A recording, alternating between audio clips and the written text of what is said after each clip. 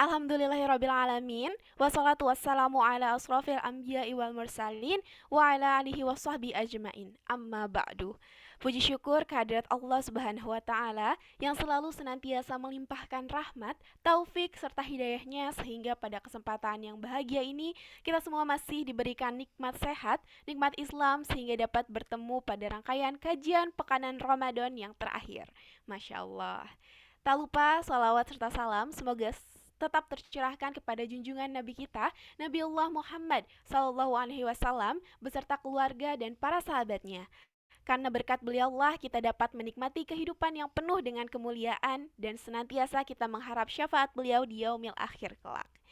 Yang terhormat, Dekan Fakultas Ekonomi dan Manajemen, Profesor Dr. Insinyur Nunung Nuryantono MSI, yang kami hormati, Wakil Dekan Bidang Akademik dan Kemahasiswaan Fakultas Ekonomi dan Manajemen, Dr. Insinyur Ana Varianti MSI, yang kami hormati, Wakil Dekan Bidang Sumber Daya, Kerjasama dan Pengembangan Fakultas Ekonomi dan Manajemen, Dr. Tanti Novianti SPMSI, yang kami hormati, Ketua Departemen Ilmu Ekonomi Syariah Fakultas Ekonomi dan Manajemen, Dr. Asep Nur Halim LC MPDI, yang kami hormati seluruh ketua departemen di lingkungan Fakultas Ekonomi dan Manajemen IPB University, dan tak lupa pula seluruh wali mahasiswa dan hadirin yang berbahagia.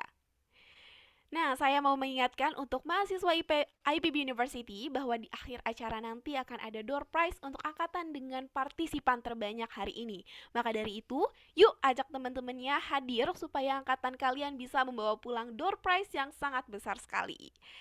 Hari ini selain merupakan hari terakhir dari rangkaian kajian pekanan Ramadan, juga pula merupakan Jumat terakhir di bulan suci Ramadan. Tak terasa Ramadan sebentar lagi akan meninggalkan kita. Namun, alhamdulillahirrabbilalamin, karena di penghujung bulan yang suci ini, kita masih bisa menimba ilmu nih hari ini walaupun secara daring di rumah masing-masing. Semoga kita semua tetap semangat dalam meraih pundi-pundi pahala di akhir Ramadan ini ya. Senang sekali rasanya saya, Anissa Sartiva Putri, selaku MC pada hari ini dapat menemani Bapak Ibu hadirin semua dalam kegiatan kajian pekanan Ramadan yang keempat yang bertemakan The Power of Women Mental Health in Family bersama narasumber yang sudah sangat expert di bidang keluarga yaitu Profesor Dr. Insinyur Ais Sunarti MSI. Saya juga ingin mengingatkan untuk para hadirin semua diharapkan bisa mengaktifkan kamera dan menonaktifkan mikrofonnya selama kegiatan acara berlangsung. Berkah dimulai dengan sesuatu yang baik. Maka dari itu, mari kita buka acara ini dengan mendengarkan tilawah ayat suci Al-Quran yang akan dibacakan oleh Saudara Dika Nugraha. Kepada Dika, kami persilakan. Baik, terima kasih MC. Izinkan saya untuk membacakan tilawah surat An-Nisa ayat 34-36. A'udzu billahi minasyaitonir rajim. Bismillahirrahmanirrahim.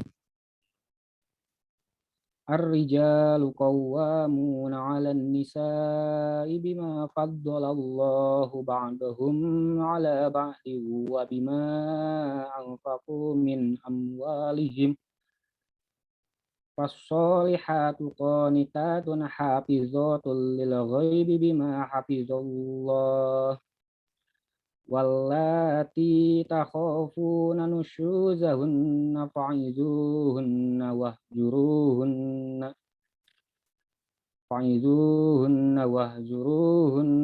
fil madaji'i wadribuhunna fa in ata'nakum fala tabghu 'alaihinna sabila innallaha kana 'aliyyan kabira. Wa in khiftum shiqaqa bainihima fab'athu hakaman min ahlihi wa hakaman min ahliha yurida islahan yuwaffiqillahu bainahuma innallaha kana 'aliman khabira. Shadaqallahul azim. Terima kasih. Saya kembalikan ke MC.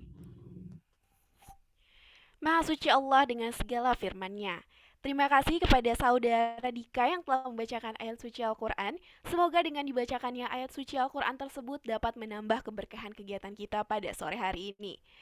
Selanjutnya, yaitu akan ada sambutan dari Bapak Dr. Asep Nur Halim LC MPDI selaku Ketua Departemen Ekonomi Syariah IPB University. Kepada Bapak Asep, waktu dan layar kami persilakan. Baik, terima kasih Anissa. Suara saya terdengar, Anissa? Jelas, Bapak. Alhamdulillah. Baik, bismillahirrahmanirrahim. Alhamdulillah, sallallahu ala rasulillah, wa ala alihi wa sahbihi wa wala, amma ba'du. Assalamualaikum warahmatullahi wabarakatuh. Prof. Sunarti, narasumber kita sore hari ini yang saya hormati, kita banggakan. Semoga senantiasa dalam berkah Allah Subhanahu wa Ta'ala. Amin ya Rabbal Alamin. Para pimpinan di lingkungan Fakultas Ekonomi dan Manajemen IPB University yang saya hormati, para dosen, secara khusus kolega dosen di lingkungan Departemen Ilmu Ekonomi Syariah yang senantiasa sabar, telaten menggawangi salah satu program unggulan kita di bulan Ramadan, kajian pekanan Ramadan.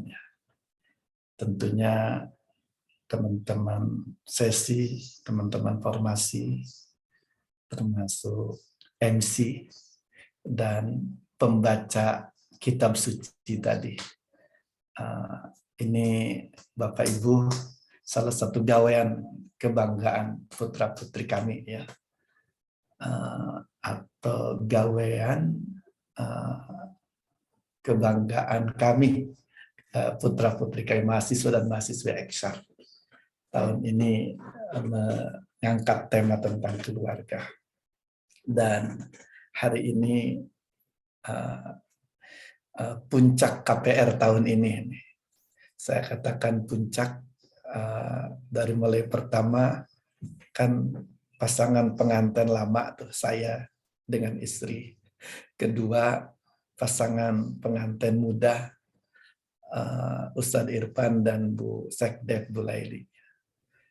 Ketiga pasangan pengantin muda banget karena para alumni Eksyar yang hadir, dua pasang alumni Eksyar yang hadir.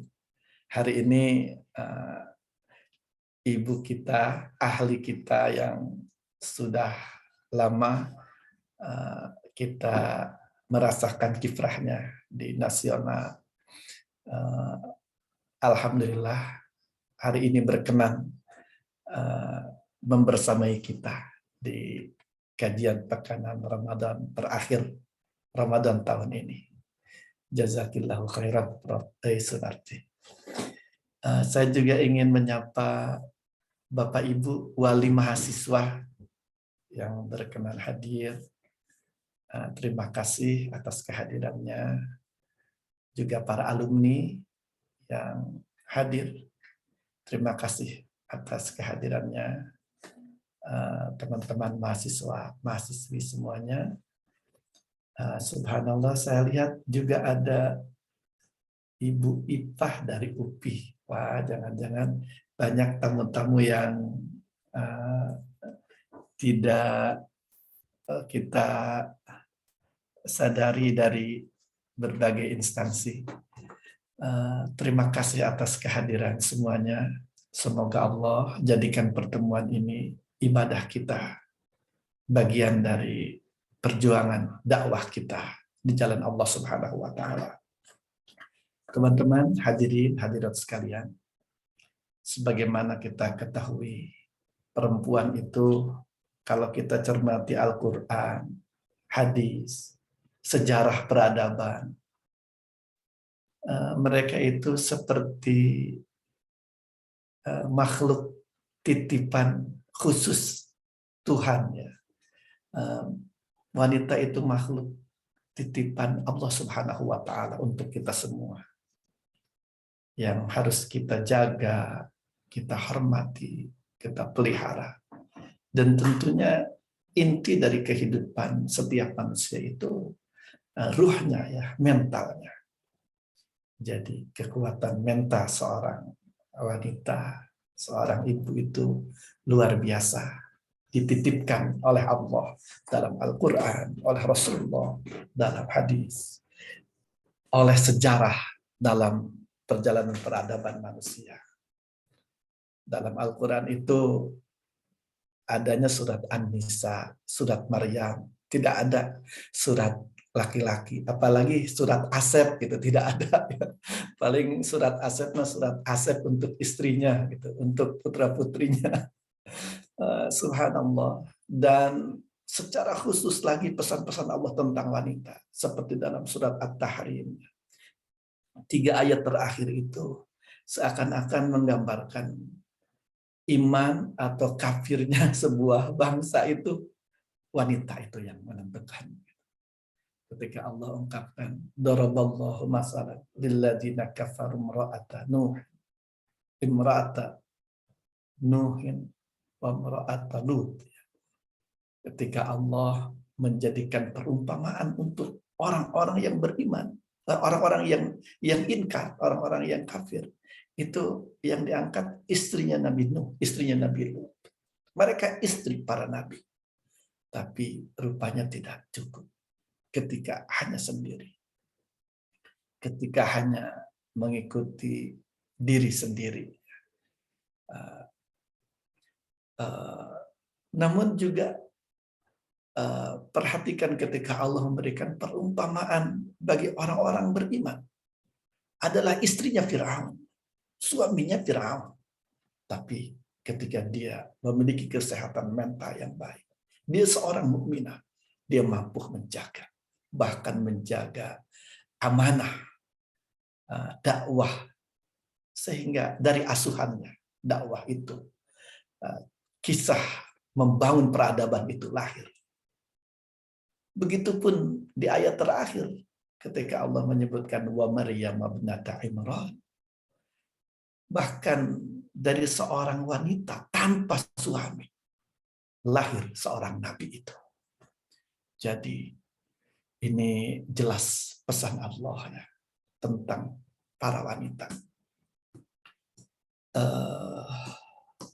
Makanya tidak berlebihan jika wanita itu disebut pilar sebuah bangsa, pilar sebuah negara, imadul bilad gitu, atau madrasah setiap anak. Bapak Ibu, saya kan pernah tinggal di Turki ya. Orang Turki, turunan kidul yang pernah tinggal di Turki. Ada sejarah fenomena tentang pentaklukan Konstantinopel, kisahnya Muhammad Al-Fatih. Orang banyak membaca sejarah itu tentang kehebatannya Muhammad Al-Fatih. Kalau Bapak Ibu, teman-teman cermati sejarahnya lebih mendalam, justru kita akan menemukan yang lebih hebat itu para wanita, para ibu di saat itu. Yang melahirkan, menghadirkan generasi seperti Muhammad Al-Fatih. Jadi anak-anak muda, pembangun, penakar dunia, itu pada saat itu bukan hanya Muhammad Al-Fatih sendiri, tapi hampir merata di zaman itu. Anak muda itu memiliki karakter seperti Muhammad Al-Fatih. Usia muda, tapi memiliki kekokohan mental, kekokohan fisik, kekokohan ilmu. Jadi memang cerita tentang wanita ini intinya kita harus memiliki perhatian khusus terhadap wanita. Yang dimaksud kita itu kita sebagai mahasiswa, teman-teman. Kita sebagai anak-anak lajang nih, maaf saya tidak termasuk ya. Kita para akademisi, para politisi, semuanya pelaku ekonomi dan para pemimpin negeri. Kita semua harus seragam memiliki perhatian. Tentunya teman-teman sudah tidak sabar untuk mendapatkan penjelasan lebih luas dari ahli kita. Sekali lagi, saya secara pribadi dan kemudian mewakili Departemen Ilmu Ekonomi Syariah sangat berterima kasih kepada Prof. Ais atas berkenan hadir sebagai narasumber kita sore hari ini. Berterima kasih kepada Bapak, Ibu, dan teman-teman semua yang hadir pada kajian Pekanan Ramadan sore hari ini. Wabillahi taufiq wal hidayah, wal ridho wal inayah. Wassalamualaikum warahmatullahi wabarakatuh. Waalaikumsalam warahmatullahi wabarakatuh. Baik, terima kasih kepada Bapak Asep yang telah menyampaikan sambutan untuk acara kita pada sore hari ini. Tapi sebelum itu saya mau mengingatkan untuk mahasiswa IPB University, jangan lupa untuk merename nama dengan format angkatan underscore nama. Seperti contohnya 57 underscore Anissa Sartifa Putri. Karena di akhir acara nanti akan ada door prize untuk angkatan dengan partisipan terbanyak hari ini. Wah. Nah, tadi sudah dikatakan oleh Bapak Asep bahwa begitu banyak sekali ayat-ayat yang menceritakan tentang keutamaan seorang wanita. Tapi di sini saya mengutip suatu doa yang diambil dari Quran surat Al-Furqan ayat 74 yang berbunyi Rabbana hab lana min azwajina wa dzurriyyatina qurrata a'yunin waj'alna lil muttaqina imama. Doa ini merupakan salah satu doa untuk mengharap pasangan, keturunan, dan keluarga yang bahagia. Nah, ternyata keluarga yang bahagia itu salah satu kuncinya yaitu seorang ibu yang bahagia. Maka dari itu segala aspek kesehatan seorang ibu sangat penting di dalam keluarga. Nah, untuk membentuk keturunan yang baik. Nah, hari ini kita akan membahas tentang the power of women mental health in family bersama Profesor Dr. Insinyur Sunarti MSI yang merupakan dosen Departemen Ilmu Keluarga dan Konsumen IPB University. Oke, mungkin kita sapa dulu ya. Assalamualaikum Ibu. Waalaikumsalam. Anissa ya ini. Iya Ibu. Nah, bagaimana kabarnya hari ini Bu? Alhamdulillah baik. Agak lemes sih ya karena malam begadang. Begadang itikaf. Wah, Masya Allah. Oke, nah mau menambahkan juga nih bahwa Ibu Is ini juga merupakan Ketua Koalisi Nasional Perlindungan Keluarga Indonesia. Nah, jadi untuk topik pembahasan kita hari ini nih akan dibawakan langsung oleh ahli di bidangnya. Wah, keren sekali ya. Oke deh, tanpa berlama-lama lagi mungkin langsung saja kita mulai kajian hari ini mengenai the power of mental health of women in family bareng sama Ibu Ais. Tanpa berlama-lama lagi, langsung saja kepada Ibu Ais, waktu dan layar saya persilakan. Baik, Bismillahirrahmanirrahim. Waladzi arsala rasulahu bil huda wa dinil haq liyudhhirahu 'ala dini kullih wa kafa billahi syahida. Puji syukur kita panjatkan kehadirat Allah Subhanahu wa taala karena atas izinnya, atas irodatnya, kehendaknya kita dipertemukan pada sore hari ini di dalam ruang yang insya Allah diberkahi, dirahmati. Salawat dan salam semoga senantiasa dicurahkan kepada Rasul, Nabi junjungan kita, Nabi Muhammad SAW, kepada para sahabat, para keluarga, sahabat, dan juga pengikutnya hingga akhir zaman, dan mudah-mudahan kita termasuk di dalamnya. Pertama-tama saya mengucapkan terima kasih atas undangannya ini Pak Asep, Dr. Asep Nurhalim, Ketua Departemen Ilmu Ekonomi Syariah, atas perkenannya mengundang saya dan alhamdulillah bisa bergabung di sini. Demikian juga terima kasih, salam kenal bagi semuanya dosen-dosen di Departemen Eksar ya, katanya Eksar ya begitu ya. Kemudian juga Bapak Ibu semua yang hadir di sini dan juga para mahasiswa. Jadi di sini tadi Pak Asep sudah menyapa beberapa orang mungkin ya yang di luar radar awal ya Pak Asep ya. Di sini memang ada beberapa Dr. IPA, Dr. Viena dari UPI, ada juga mahasiswa S3 UPI, Bu Yanti, ada Dr. Rahmi Diana itu dari UNY ya Bu Rahmi, ada Mbak Hasni, ada juga dari Makassar, dan nampaknya sih ada beberapa nih dari Jogja dan beberapa wilayah nih saya lihat nih Pak Asep. Jadi alhamdulillah bisa bersilaturahmi. Jadi mohon maaf tidak disebutkan satu persatu. Ada Ibu Dr. Yudi Wanti juga ini ya, dan juga dari ada Mbak Rizda dari IKK. Baik, saya izin untuk menyampaikan materi share screen, izin share screen. tema yang diberikan atau yang dimintakan untuk saya sampaikan. Jadi sebetulnya lumayan juga bicara tentang mental health ini karena sangat luas, dan saya mengambil sebagiannya saja mungkin dari sini, sebagaimana juga yang disampaikan di dalam TOR. Jadi saya selain sebagai dosen, juga tadi sudah disampaikan di Koalisi Nasional Perlindungan Keluarga Indonesia, tapi yang lebih lama adalah di Penggiat Keluarga Indonesia sebagai Ketua Giga. Ini sebagai perkenalan saja. Nah, Bapak Ibu, kejadian yang ada sekarang ini memang sangat membuat kita terkaget-kaget ya. Terakhir itu 2 ibu, yang satu menggorok leher 3 anaknya dan 1 meninggal. Bisa dibayangkan bagaimana sih ketika proses menggorok leher itu bagaimana begitu ya. Anaknya yang dicintainya digorok lehernya dan 1 meninggal. Kemudian ada lagi ibu yang membuang bayinya ke sumur hanya karena dibully dan dia merasa tidak mampu mengeluarkan ASI.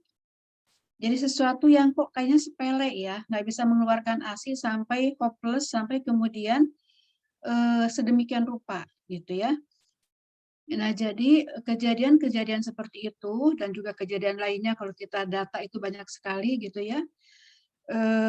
Ini menunjukkan bahwa banyak dari kasus yang terjadi itu adalah karena tidak mampu untuk mengenali gejala-gejala gangguan mental ya, sampai pada titik di mana dia sendiri sampai sulit untuk kemudian menanganinya. Kemudian yang kedua adalah tidak tahu kemana meminta tolong.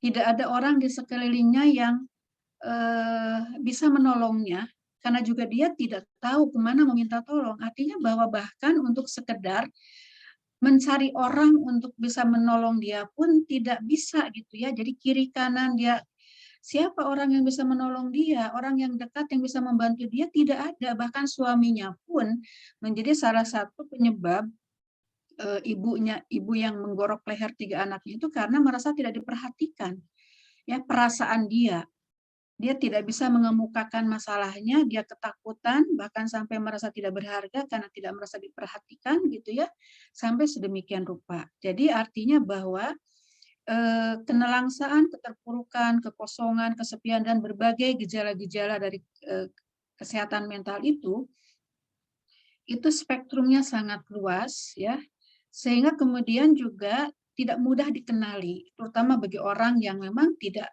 belajar khusus itu, tidak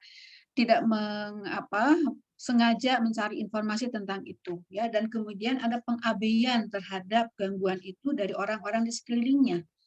Jadi kalaupun misalnya dia bukan saudara kita, tapi kemudian kita tahu ada rumah yang sering tertutup, melihat dari sorot matanya ketika belanja, ketika lewat, sepertinya ada masalah yang perlu dibantu. Itu sudah semakin sulit sekarang ini mencari tetangga yang punya perhatian seperti itu. Mencari keluarga ya, keluarga dekat yang mungkin juga sekarang semakin sulit karena extended family itu menjadi semakin jauh ya, dan juga dari nuclear family. Jadi keluarga luasnya ada di mana, dia kemudian nyewa rumah di mana atau punya rumah di mana, terisolasi. Nah, di dalam ilmu keluarga yang namanya family development, Duval tahun 57 telah mengeluarkan salah satu dari 6 kerentanan keluarga sepanjang kehidupannya adalah settling down in a community. Jadi kalau seseorang itu, keluarga itu bisa settling down in a community, maka dia akan berkurang kerentanannya.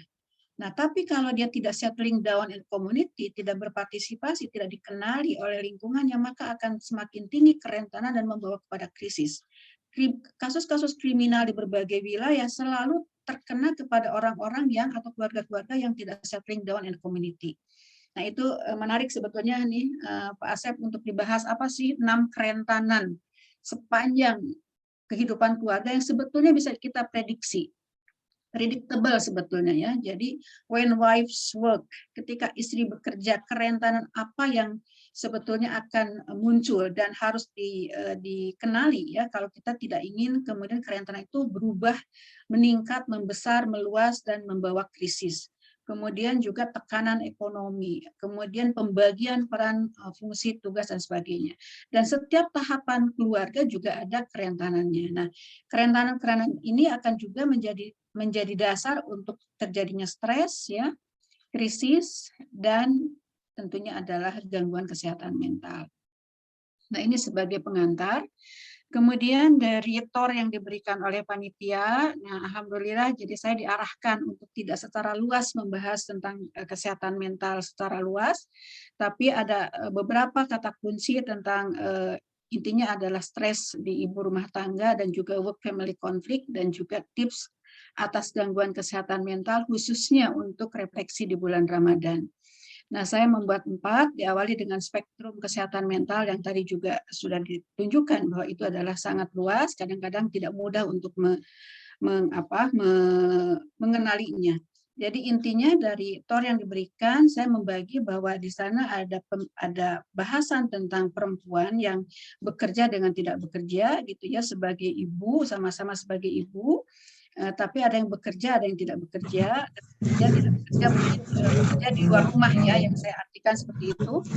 Nah, pada dasarnya para perempuan yang bekerja juga ada 2 yang karena pilihan, ya, memilih untuk bekerja secara semangat, secara aspirasinya demikian, gitu. Tapi juga ada perempuan yang bekerja karena terpaksa. Sebetulnya saya nggak ingin bekerja, tapi saya karena terpaksa kalau tidak bekerja membantu suami, maka kemudian anak-anak nggak bisa makan, begitu ya. Nah, ini artinya stresornya akan beda, cara menanganinya akan beda, kemudahan untuk mendapatkan konfliknya akan beda. Nah, kemudian menjadi ibu juga, ibu rumah tangga, artinya tidak bekerja juga karena ada 2 pilihan, ya.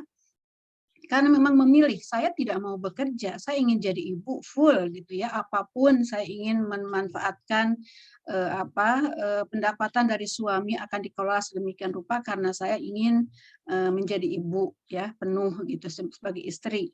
Tapi juga ada yang karena terpaksa, saya nggak ingin jadi ibu rumah tangga, tapi karena terpaksa, karena tidak boleh oleh suami, tidak ada kesepakatan, karena misalnya ada anggota keluarga yang memang membutuhkan perhatian sehingga tidak bisa bekerja, padahal sebetulnya pingin bekerja, gitu ya. Nah, ini juga akan berbeda. Melihat suatu fenomena apakah dia stresor berat sehingga kemudian akan menjadi stres atau tidak, gitu ya. Nah, jadi gambaran ini bisa kita lihat juga apa yang menyebabkan, ya, atau kaitannya dengan kesehatan mental perempuan, baik yang bekerja maupun tidak bekerja. Kalau yang bekerja tergantung juga jenis pekerjaannya seperti apa, lama jam kerjanya seperti apa, pekerjaannya kaku tidak, gitu ya, dipakai fingerprint harus pakai sistem absen yang sangat kaku, kurang 1 menit kurang 100.000, gitu ya. Kalau misalnya tepat, ya, tidak dikurangi, nah sebagainya, itu juga akan berbeda sekali. Sifat dan tantangan pekerjaan juga akan membuat, ya, tekanan itu menjadi berbeda. Kemudian jarak dan lama ke tempat kerja ini juga membuat kalau ada apa-apa di rumah, anak lagi sakit itu beda. Kalau bekerjanya 15 menit dari rumahnya, saya meninggalkan anak sedang sakit, tapi kalaupun ada apa-apa saya bisa lari pulang, gitu ya. Dengan misalnya bekerja di luar daerah, di luar kota yang jaraknya pun ataupun karena kemacetan bisa 2 jam, 3 jam, itu pun akan membuat ketenangan batin seorang ibu ketika bekerja, apalagi ketika anak sakit dan sebagainya, itu akan berbeda. Jadi tekanan-tekanan yang membuat guilty feeling dan sebagainya itu akan mempengaruhi kesehatan mental perempuan, gitu ya. Demikian juga keberadaan anak, ya. Ada yang mungkin belum punya anak atau memang memilih tidak memiliki anak atau memiliki anak yang cukup banyak dengan jarak yang relatif dekat. Apalagi kalau misalnya masih membutuhkan kehadiran secara fisik, ya, balita, gitu ya, atau anak yang membutuhkan punya kebutuhan khusus untuk diperhatikan. Demikian juga apakah ada dukungan atau tidak. Dukungannya juga bisa diyakini, dipercaya nggak? Kalau ada yang membantu, kita percaya nggak pembantu itu juga memang akan memperlakukan anak kita dengan baik di rumah, begitu ya. Bisa tidak khawatir kalau dia masak, misalnya membiarkan kompor berkepanjangan dan sebagainya, sehingga ada kejadian-kejadian di rumah membuat ibu itu bekerja dengan worry, dengan cemas, ya, dan di situ ada anak dan sebagainya. Nah, kemudian standar pekerjaan dari seorang perempuan juga akan mempengaruhi. Ibu yang sangat teliti, sangat perfeksionis akan banyak worry-nya, akan banyak cemasnya gitu ya, dibandingkan dengan perempuan yang relatif tidak terlalu memiliki standar yang tinggi terhadap sesuatu dan tidak perfeksionis. Nah, kemudian dari segi pribadi perempuan itu sendiri, ya, di sini ada bicara tentang kematangan diri, kematangan dari prestasi perkembangannya, ya, mental, intelektual, sosial, emosi, moral, spiritualnya yang saling melengkapi, keberdayaannya, kompetensinya, leadership-nya, managerial skills-nya. Ini juga akan mempengaruhi bagaimana mengelola, ya, masalah-masalah yang ada, gap antara yang diinginkan dengan fakta, gap antara yang diharapkan dengan fakta, gitu ya. Jadi masalah adalah gap antara yang diharapkan, yang diinginkan, yang diidealkan dengan fakta. Nah, ini akan sangat tergantung dari individu si perempuan itu. Nah, bagi yang bekerja, atmosfer kerja, ya, nyaman tidaknya, kompetisinya gitu ya, apakah kompetisi sehat atau tidak sehat, budaya organisasinya seperti apa, kompetensi dia kerjanya seperti apa, juga akan mempengaruhi, ya, nanti akan dibahas di dalam work family conflict, ya. Nah, kemudian juga bagaimana balancing, kemampuan untuk membalansnya antara pekerjaan dan rumah, sehingga kemudian bisa menurunkan konflik itu sendiri. Nah, kemudian bagi perempuan, bagi ibu, bagi istri yang kerja maupun tidak bekerja, maka juga kemampuan mengelola sumber daya, ya, mengelola waktu, tenaga, pikiran, perhatian, ya, pengetahuan yang dimilikinya itu sebagai sumber daya manusia. Ini juga akan sangat mempengaruhi di dalam praktek-praktek menjalankan seluruh fungsi peran tugas di keluarga, apalagi kalau ditambah dengan bekerja bagi ibu yang bekerja. Nah, kemudian khusus manajemen stres, ya, ini akan dibahas nanti untuk ibu rumah tangga. Tipologi keluarganya seperti apa, ya? Jadi tipologi keluarga adalah bentuk khusus dari ketahanan keluarga di dalam mengelola stres. Apakah dia punya regeneratif yang baik, resilient, ritmik, ya. Itu jadi ada pola-pola tentang bagaimana penilaian tipologi keluarga yang bisa mengelola stres dengan baik. Kemudian juga resiliensi. Jadi resiliensi adalah kemampuan atau bentuk khusus juga dari ketahanan keluarga dalam kondisi krisis. Tapi kita tidak akan pernah tahu seberapa kita resilient sampai kita mengalami krisis. Tapi resiliensi itu sendiri bisa kita ukur dari potensi, dari investasi kita resiliensi, ya. Apakah punya belief system yang baik, agama, ya, kemudian percaya tentang making meaning adversity. Jadi kesulitan itu dipandang sebagai apa? Sebagai ujian kesabaran, sebagai hukuman, atau sebagai apa gitu ya. Kepercayaan tentang hari akhir, kodo dan kodar dan sebagainya ada di dalam resiliensi ini. Kemudian juga pola organisasi dan komunikasi. Nah, yang lainnya adalah sistem pendukung di dalam keluarga, ya, apakah dekat dengan keluarga luas yang juga bisa memberikan dukungan atau tidak. Oke, tidak ada keluarga besar, tidak ada keluarga luas, tapi punya pertetanggaan yang baik sehingga kemudian dia bisa seperti keluarga. Kalau ada apa-apa itu bisa diandalkan. Nah, ini support sistemnya harus dibangun, tidak bisa menunggu orang membantu kita gitu ya. Nah, jadi kesemuanya inilah juga akan berkontribusi tentang kesehatan mental seorang perempuan, ya. Bisa diukur dengan bagaimana dia memiliki nilai dan makna hidup, ya, kepuasan, ketidakpuasan, kesejahteraan, ketidaksejahteraan. Jadi sifatnya kontinuum, ya. Jadi kisarannya sangat luas, sampai batas mana itu akan menyebabkan masalah, sampai batas mana tidak menyebabkan masalah. Nah, untuk kesehatan mental ini, dua hal yang penting yang ingin saya tekankan terkait dengan refleksi di bulan Ramadan adalah bagaimana para perempuan membangun konsep diri dan identitas diri yang positif, ya, martabat sebagai perempuan yang tidak boleh diganggu oleh pendapat siapapun. Kalau ingin jadi ibu dan memang menganggap itu adalah prestis dan itu mulia, ya jangan terganggu oleh gerakan-gerakan yang mengatakan bahwa itu perempuan yang tidak berdaya, tidak berkualitas gitu ya, karena dengan gender mainstreaming, dengan kesetaraan gender yang membuat gerakan bahwa perempuan itu hanya mulia, hanya berkualitas. Mereka tidak menggunakan istilah mulia ya, hanya berkualitas kalau keluar rumah, bekerja, memperoleh jabatan yang sama dengan laki-laki dan berkontribusi ekonomi yang sama dengan suaminya. Itulah gerakan kesetaraan gender. Nah, itu sekarang menjadi momok bagi para perempuan yang mengubah, yang dulunya menganggap peran sebagai ibu itu mulia dan sebagainya, itu mulai bergeser. Dan itu memberikan tekanan tersendiri kepada perempuan dan memberikan gangguan terhadap kesehatan mental. Sehingga bagaimana hakikat dan tujuan hidup, tujuan berkeluarga, ya, tujuan memiliki keturunan sehingga tidak perlu dianggap sebagai beban ya. Ini yang menjadi penting untuk ditingkatkan lagi sekarang ini, refleksi di 3 hari terakhir di bulan Ramadan ini, agar kita betul-betul menjadikan Ramadan ini sebagai bulan yang mulia dan memberikan pencerahan kepada kita, begitu ya. Nah, ini outline dari bahasan, tapi saya hanya akan membahas sesuai dengan topik tadi tentang stres dalam ilmu konflik ya. Nah, ini istilah kesehatan saya pikir sudah dibahas dari sejak awal karena konsisten ya membahas tentang kesehatan mental. Intinya adalah saya hanya ingin mengatakan dengan definisi yang luas seperti ini, memang menjadi spektrum dari kesehatan mental itu menjadi sangat luas gitu ya, sehingga early warning gangguan kesehatan mental menjadi tidak mudah dikenali. Oleh karena itu, upaya para ahli bagaimana mengembangkan suatu alat-alat ukur untuk mendeteksi kerentanan, mendeteksi tekanan-tekanan ya, gangguan-gangguan dari kesehatan mental secara dini itu perlu dikembangkan. Ya.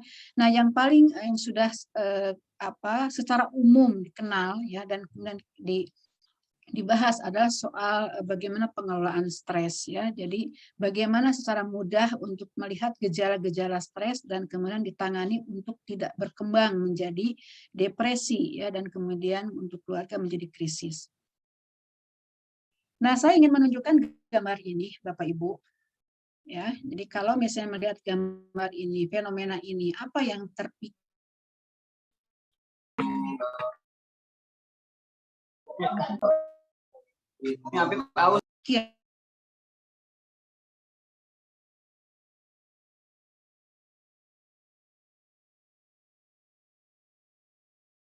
Naik tangga lagi gitu ya.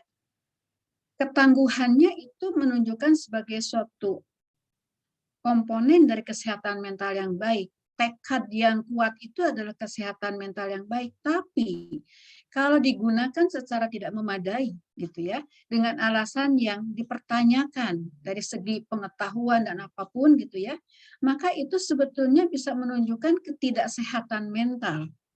Kalau sakit kemudian tahu bahwa untuk high heels itu tidak baik ya bagi kesehatan kaki dan sebagainya dalam waktu yang lama, apalagi misalnya bekerja berjam-jam ya, naik tangga turun tangga, lagi hamil lagi gitu ya. Nah, jadi menggunakan nekat, namanya jadi nekat, bukan tekad yang kuat, jadi nekat gitu ya. Jadi asalnya sesuatu yang komponen dari kesehatan mental yang baik bisa menjadi tidak baik ketika diposisikan pada fenomena-fenomena tertentu ya, dari kejadian-kejadian tertentu.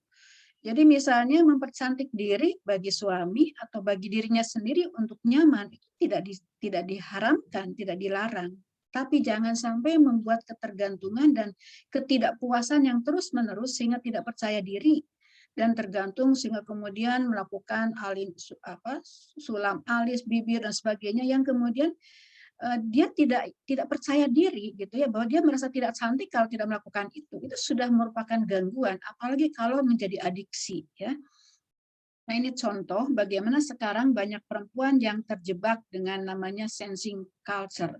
Jadi suatu budaya sensing ya. Nah, budaya yang hanya melihat kulit-kulitnya saja, tidak bersandar pada kekuatan dan kematangan diri ya, kepercayaan diri bahwa dia memiliki potensi yang baik, kemudian kecantikan diri ya, akhlak dan juga wajah, kekuatan tersendiri. Nah, saya ingin coba menyampaikan ini tulisannya, atau saya mensarikan ya dari tulisannya Dr. Bagus Riono, dosen psikologi UGM ya, tentang fenomena sensing culture. Jadi sekarang Bapak Ibu sering kita melihat kejahatan ya, kejahatan kriminal serius, membunuh dan sebagainya, tapi hanya alasan yang sederhana. Misalnya seorang pertemanan, dia teman membunuh temannya karena menginginkan motor temannya.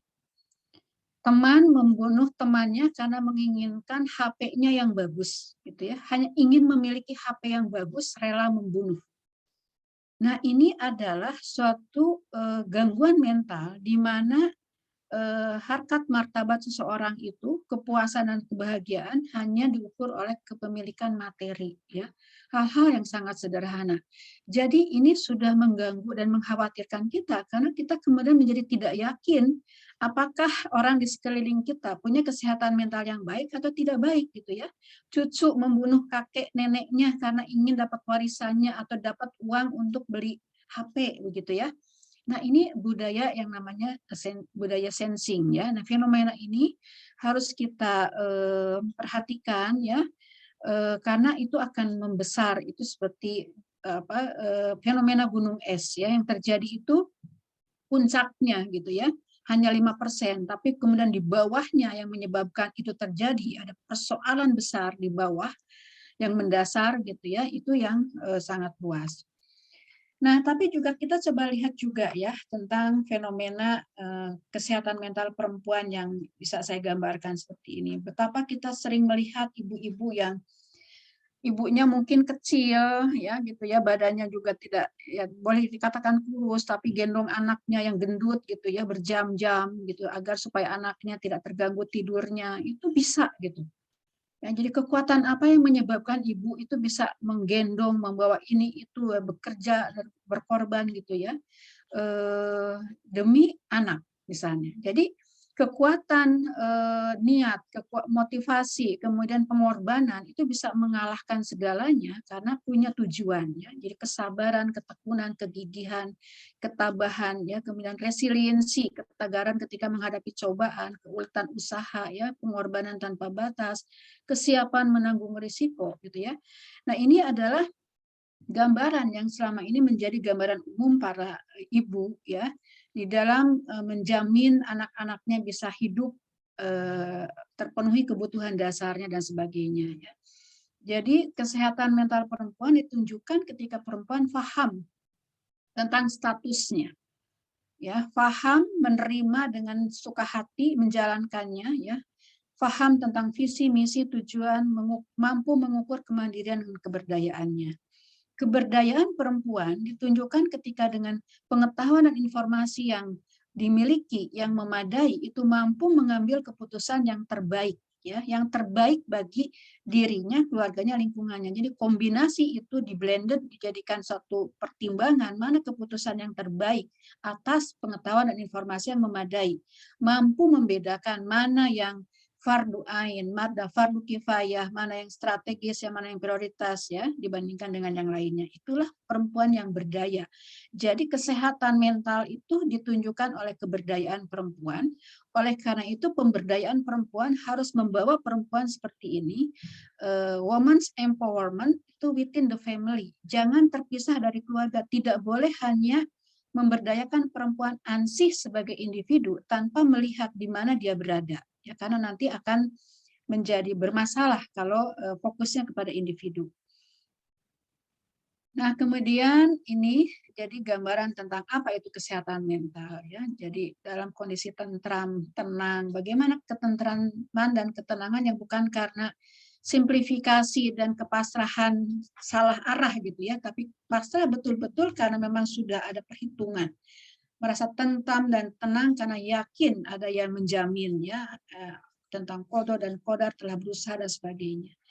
Diterjemahkan dengan hubungan positif dan sebagainya.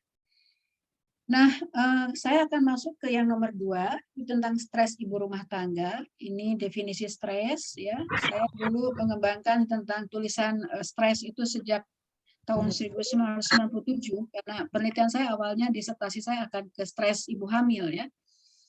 Nah, jadi bagaimana itu sifatnya adalah ada subjektivitas tentang melihat stresor, kemudian bagaimana itu dilakukan coping mekanisme. Dan sebetulnya stres itu tidak selalu buruk kalau kita bisa mengarahkan ya tekanan-tekanan yang ada dikelola sedemikian rupa sehingga menghasilkan stres. Itu adalah stres yang positif. Nah, stres yang dihindari adalah stres yang negatif, yaitu distres. Jadi kalau kita misalnya mengelola tekanan, dan saya tahu saya mendapatkan tekanan karena deadline untuk memasukkan proposal, untuk memasukkan apa dan sebagainya, tapi kemudian dikelola sedemikian rupa dan terukur gitu ya, dan kemudian berhasil, maka itu stres dan merasa percaya diri bahwa dan merasa bahagia karena telah accomplish ya sesuatu misi misalnya ya. Itu stres ini yang sebetulnya yang baik gitu ya. Nah, yang dihindari adalah yang distres ini. Nah, dia kemampuan untuk mengolah ini, bagaimana para perempuan, para ibu ya, ibu rumah tangga dan ibu bekerja terutama dan juga sebagai ibu rumah tangga ini yang harus ditingkatkan. Jadi kalau kita melihat tentang bagaimana manajemen stres perempuan di dalam keluarga, ini di dalam teorinya model TAABCX model gitu ya, bagaimana stresor akan bertemu dengan kerentanan, akan berinteraksi dengan tipologi, berinteraksi dengan bagaimana penilaian keluarga perempuan terhadap perubahan dan stresor ini. Disinilah nilai agama akan melihat stresor itu akan dianggap sebagai hukuman atau kecemasan atau dianggap sebagai ujian kesabaran dan bagaimana berusaha dengan mengelola sumber daya, kekuatan, kapasitas ya dan melakukan problem solving atau problem solving gitu ya, sehingga kemudian melakukan adjustment bukan maladjustment. Nah, ini yang senantiasa harus tingkatkan kemampuan perempuan sebagai ibu rumah tangga, apalagi sebagai ibu rumah tangga dan ibu bekerja gitu ya. Sehingga kemudian tidak terhindar dari gejala-gejala stres yang akan membawa kepada krisis. Nah, kalaupun terjadi stres misalnya dengan gejala-gejala seperti di sini, tapi bagaimana kemudian mengelola ya, menanganinya sehingga kemudian rilis dan kemudian menjadi normal. Itulah yang harus dilakukan gitu ya. Sulit tidur, kemudian kenapa saya sulit tidur ya? Berarti ada masalah. Kemudian merenung, melihat, mencari masalah dan rilis. Tapi yang menjadi masalah adalah kadang-kadang tidak tahu ya tentang ukuran dari gejala stres ini dan kemudian tidak tahu harus meminta bantuan kemana ya. Nah, ini yang kemudian bisa membawa kepada stres berkepanjangan, depresi dan seterusnya.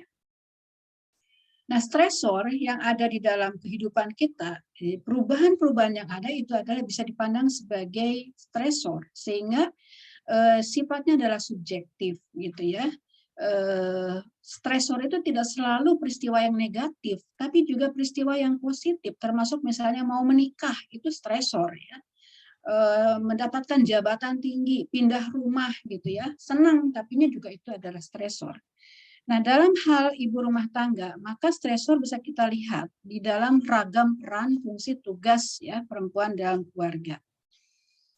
Jadi ibu ini, istri ini sebagai planner, sebagai manajemen keuangan, sebagai direktur operasional. Apakah ibu itu tadi memang menjalani ibu rumah tangga karena pilihan, prestis saya memang ingin jadi ibu, ya itu pun tidak menutup kemungkinan dari stresor. Apalagi kalau menjadi ibu rumah tangganya karena terpaksa, tidak ikhlas. Ketidakikhlasan inilah menyebabkan ya semua hal-hal yang asalnya bisa menjadi positif ya bermakna ibadah, bermakna yang positif bisa menjadi sebaliknya. Jadi sebetulnya mudah sekali untuk kita mengubah ya sesuatu itu stresor negatif atau positif gitu ya, atau apakah menjadi sesuatu yang bakal berpotensi stres atau tidak adalah ada di dalam kepala si ibu perempuan itu sendiri. Apakah menjalankan sesuatu itu ikhlas atau tidak, dijalankan dengan sabar atau tidak. Maka oleh karena itu hindari hal-hal yang akan menyebabkan ibu itu tidak ikhlas gitu ya. Jadi sebetulnya dia ikhlas menjalankan pekerjaan rumah tangga, tapi karena kesal sama suaminya membuat semuanya menjadi tidak ikhlas gitu. Jadi para suami harus paham apa yang membuat istrinya kesal, yang membuat seluruh kehidupannya berubah menjadi biru gitu ya. menjadi gelap gitu. Padahal sebelumnya baik-baik saja, tidak ada masalah gitu ya. Nah, jadi kekesalan, ketidakpuasan bisa menyebabkan peran fungsi tugas yang ibu itu pun paham bahwa itu adalah pekerjaan yang dia sukai, dia tahu itu prestis, dia mulia, tapi ketika ada sumber yang menyebabkan hatinya tidak tenang, hatinya marah, hatinya kesal, semuanya bisa berubah. Apalagi fungsi-fungsi misalnya ibu sebagai edukator, pendidik, ibu sebagai sahabat bermain anak, bagaimana bisa menjalankan fungsi ini ketika landasan yang menyebabkan ibu itu tidak membuat ibu itu tidak tenang, tidak tentram ya, kemudian kesal dan sebagainya. Nah, tapi seharusnya ibu juga kan bisa mengelola itu gitu ya. Kenapa misalnya harus kesal? Udah rugi 2 kali, udah kesal, tidak mendapatkan pahala, kemudian dampaknya kepada anak juga bermasalah dan sebagainya. Nah, kemampuan untuk mengelola ini yang harusnya dimiliki. Tapi lagi-lagi bagaimanapun juga yang namanya ibu, perempuan, istri ya, itu juga bukan malaikat ya, sehingga juga diperlukan pemahaman dari lingkungannya, terutama dari suaminya, agar juga bisa mendukung ya fungsi-fungsi ibu yang sangat luar biasa. Jadi ini kalau kita lihat jabarkan satu persatu luar biasa pekerjaannya ya. Jadi bisa 24 jam gitu ya, cuti libur tidak ada, jam kerjanya dari buka mata sampai tidur, gajinya tidak ada gitu ya. Nah, karena tidak pernah memonetisasi tentang pekerjaan rumah tangga. Kalau pekerjaan rumah tangga kita monetisasi, berapa sih gaji ibu rumah tangga? Jadi harusnya kita monetisasi aja supaya juga gerakan kesetaraan gender untuk melihat bahwa jadi ibu itu harusnya adalah digaji 10 juta gitu ya. Nah, kerja di luar hanya 4 juta, mau yang mana gitu ya. Nah, baik itu. Jadi ini adalah beberapa contoh dampak stres ya, semuanya merugikan. Masalahnya juga akan berkepanjangan dan membuat banyak masalah baru. Nah, coping strategi yang diperlukan, ini yang perlu diperbanyak oleh para perempuan ya, para ibu. Bagaimana menerima suatu masalah, terima dulu ya gitu. Jadi terima, ikhlas, cari jalan keluar itu sudah 50% dari persoalan yang ada. Berpikir positif, meminta saran dari orang terpercaya, sehingga harus ada orang yang memang dipercaya. Nah, yang menjadi masalah kalau ibu-ibu muda sekarang, ibu-ibu keluarga-keluarga sekarang tidak tahu kemana orang yang dipercaya gitu ya. Nah, inilah yang menjadi tugas bagi kita untuk membantu menyediakan layanan ya bagi orang-orang yang membutuhkan dan tidak tahu harus kemana ya. Nah, ini beberapa contoh-contoh coping strategi, semakin banyak semakin baik begitu ya, tapi belum tentu juga efektif, harus pilih yang efektif. Jadi di dalam penelitian-penelitian coping strategi, saya cukup banyak melakukan penelitian tentang stress management ya. Coping strategi itu bisa bersifat dua, bisa positif atau negatif ya terhadap stres itu, karena tergantung dari efektivitasnya. Ini contoh bagaimana tekanan ekonomi berkaitan dengan dan support system dan juga depressed mood yang dirasakan oleh ibu. Ini kerangka pikir beberapa penelitian saya tahun 2004 kalau nggak salah ya, tentang bagaimana dampak economic pressure tentang marital quality dan juga terhadap pengasuhan ya, apakah disruptive parenting, harsh parenting dan sebagainya. Nah, ada penelitian yang juga sudah ajab ya di Amerika, itu sudah cukup lama 20 tahunan yang lalu, bahwa economic pressure, tekanan ekonomi tidak serta-merta membuat depressed mood yang diterjemahkan dalam bentuk mother's explosive discipline kepada anak. Kalau ada support ayah kepada ibu yang positif, maka kemudian tidak otomatis economic pressure itu menyebabkan ibu melakukan pengasuhan yang keras disiplinnya kepada anak, dijewer sampai muntir gitu ya, dipukul dan sebagainya. Nah, jadi ini menunjukkan bahwa kekesalan istri kepada suami, ya, mother's hostility toward father, kalau disupport oleh suami sehingga kemudian menenteramkan si ibu, maka akan membuat fungsi-fungsi yang lainnya tidak terganggu. Ya, jadi economic pressure itu tidak secara langsung mempengaruhi mother's explosive discipline. Kalau suami menunjukkan ya empati, kemudian juga dukungan kepada istri. Istri itu banyak bukan karena persoalan ekonomi kok cerai itu. Jadi istri bisa tahan dengan ekonomi yang berkurang kalau melihat suaminya itu bekerja keras, sungguh-sungguh, terlihat bagaimana memperjuangkan keluarga. Tapi istri akan sangat kesal luar biasa, udah masalah ekonomi, suaminya ongkang-ongkang kaki. Itulah yang menyebabkan perceraian sekarang ini tinggi. Itulah yang kemudian kita menjadi harus melihat bahwa kualitas laki-laki sebagai ayah, sebagai suami ternyata juga dalam masalah besar karena tidak tahu bagaimana menjadi ayah, tidak tahu menjadi suami yang baik begitu ya. Jadi akil baliknya laki-laki ini sekarang menjadi persoalan. Jadi bukan perempuan sebetulnya yang harus diberdayakan sekarang ini ya. Ya perempuan iya juga, tapi sebetulnya yang sedang punya masalah itu adalah laki-laki. Jadi man as second sex itu sudah terjadi sekarang ini dan sudah terjadi lama. Saya melihat di Indonesia sudah terjadi lama. Baik Bapak Ibu, saya masuk ke yang 3. Kalau waktunya berlebihan mohon diingatkan. Jadi saya membahas tentang work family conflict untuk perempuan yang bekerja ya. Kenapa konflik itu terjadi? Jadi pada dasarnya konflik itu terjadi karena ada perebutan sumber daya yang terbatas. Sumber dayanya apa? Waktu, tenaga, pikiran, finansial. Ya, bagi ibu yang bekerja, waktunya memang terbatas karena bekerja itu apalagi kalau prime time bekerjanya dari berangkat pagi pulang maghrib gitu ya. Terus bagaimana dengan anak? Bagaimana dengan urusan keluarga? Ya, waktu kerjanya juga yang kaku, tidak bisa izin semaunya aja dan sebagainya gitu ya, apalagi dengan sanksi dan sebagainya. Ya otomatis dengan bekerja sekian jam di tengah perjalanan 2 jam gitu ya, dengan kelelahan, tenaga juga terkuras, pikiran juga terkuras ya. Finansial juga akan ada persoalan juga, apakah memang bekerja itu signifikan ya menambah pendapatan bagi keluarga, karena ongkosnya pun besar gitu, harus menggaji pembantu, harus keluar rumah kemudian untuk transportasi dan sebagainya. Nah, perebutan sumber daya inilah yang menyebabkan sering terjadi konflik antara kerja dan keluarga.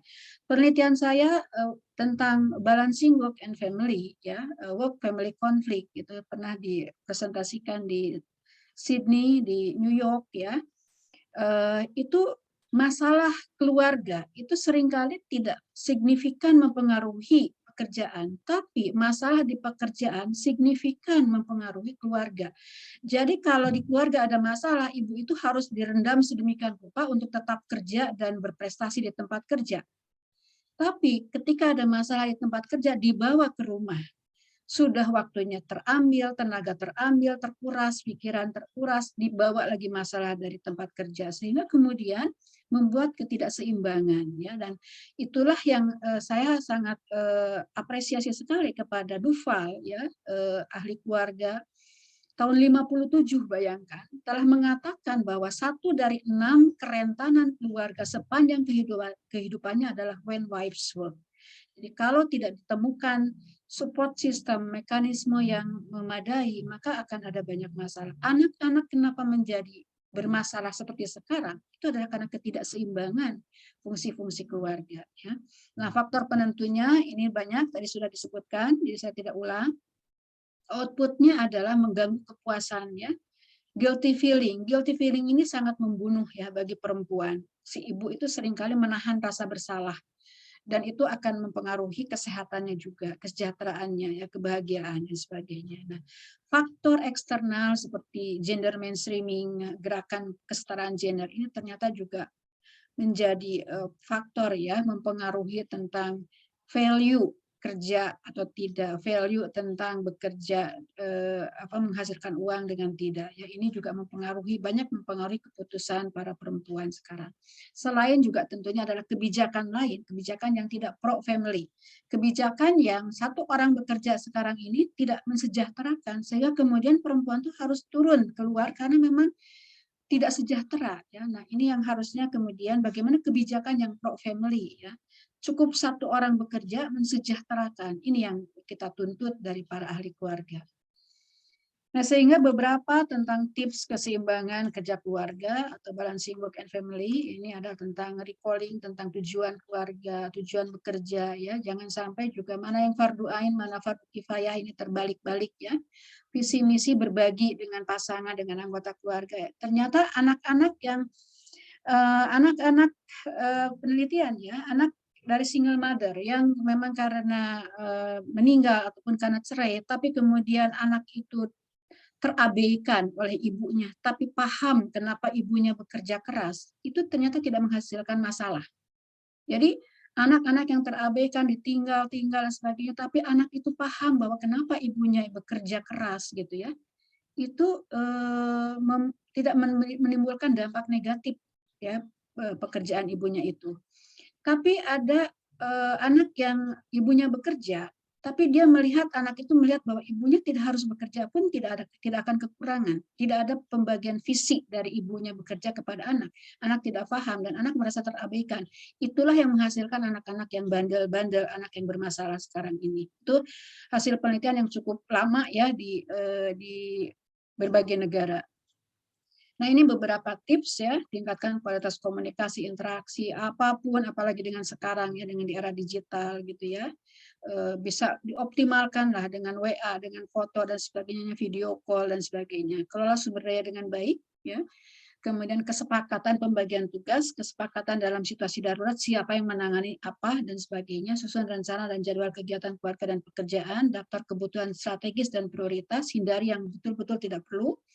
Kemudian maksimalkan dukungan sosial ya, apakah ada kalau misalnya punya bayi babysitter ya, kemudian ART, kemudian orang tua ketika juga ada mensupport sebagian tertentu ya, dan tentunya juga harus berbagi peran dan juga dengan senang hati berbagi itu ya, dan kemudian saudara dan tetangga bahkan ya. Nah, terakhir ini adalah tips untuk cegah dan tangani gangguan kesehatan mental. Jadi ada pencegahan, ada dasar akar laten ya, faktor yang basic, yang root, yang laten gitu ya, adalah agama. Apapun ketika agama dipegang jadi dasar, maka persoalan apapun sebagian besarnya sudah bisa terselesaikan gitu ya, ketika kita mengacu kepada agama ya, nilai-nilai agama. Jadi tentang hakikat tujuan hidup, panduan. Jadi kenelangsaan, keterpurukan iya, tapi ketika ingat gitu ya, ketika harus berkorban dan sebagainya, ketika ingat tujuan hidup, tujuan berkeluarga, tujuan punya anak ya. Nah, ini akan sangat memudahkan. Kemudian secara umum bagi perempuan ya, bagi ibu rumah tangga, ibu yang juga selain ibu rumah tangga juga bekerja, jadi double burden gitu ya, kadang-kadang triple burden kalau misalnya ada situasi tertentu ya, bagaimana meraih meningkatkan prestasi perkembangan yang multidimensi ya, karena ini saling menguatkan dan melengkapi. Dan kemudian khusus dalam hal mencegah gangguan kesehatan mental, maka perbanyak, kuatkan, efektifkan aset-aset baik internal maupun eksternal yang bisa menjadi faktor pelindung kesehatan mental. Jadi kadang-kadang kita punya aset banyak ya, pengetahuan, teman, finansial, tapi kita tidak kelola sehingga jadi faktor pelindung. Jadi ada banyak orang yang memiliki kesehatan mental, tapi sebetulnya dia punya pengetahuan, dia punya teman-teman yang baik, dia punya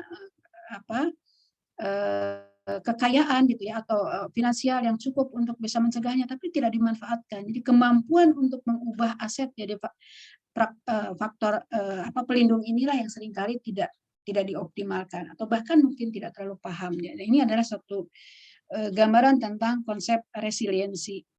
Nah, dalam hal penanganannya dari yang internal maupun eksternal, bagaimana mengolah stres ya, supaya kalaupun tidak bisa menghindari stresor ya, maka kelola agar jadi stres dan dicegah untuk terjadinya depresi atau krisis.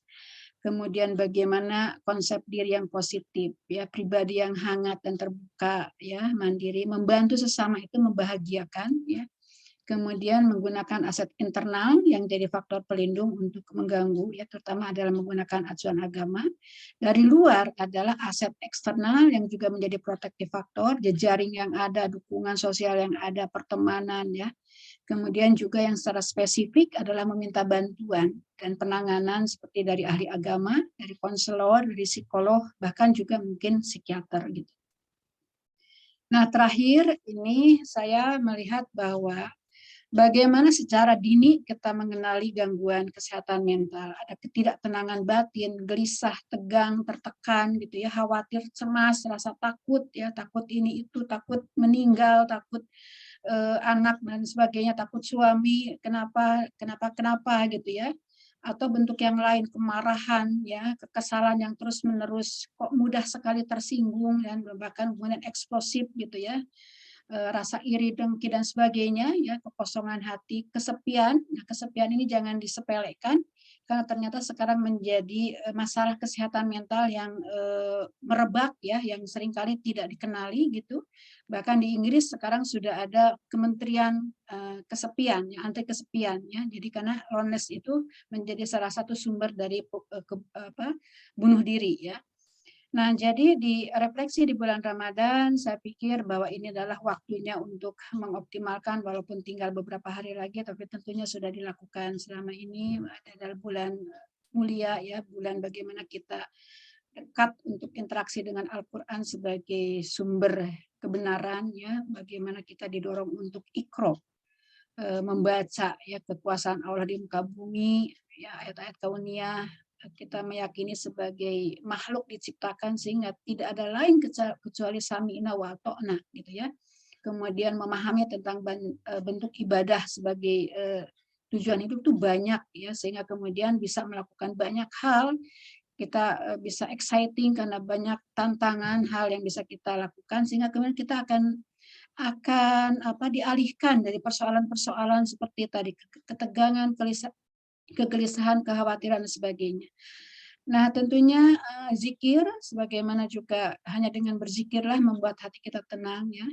Jadi itu ayat-ayat dalam Al-Qur'an begitu luar biasa, kita disarankan untuk berzikir karena dengan zikir membuat hati kita tenang dan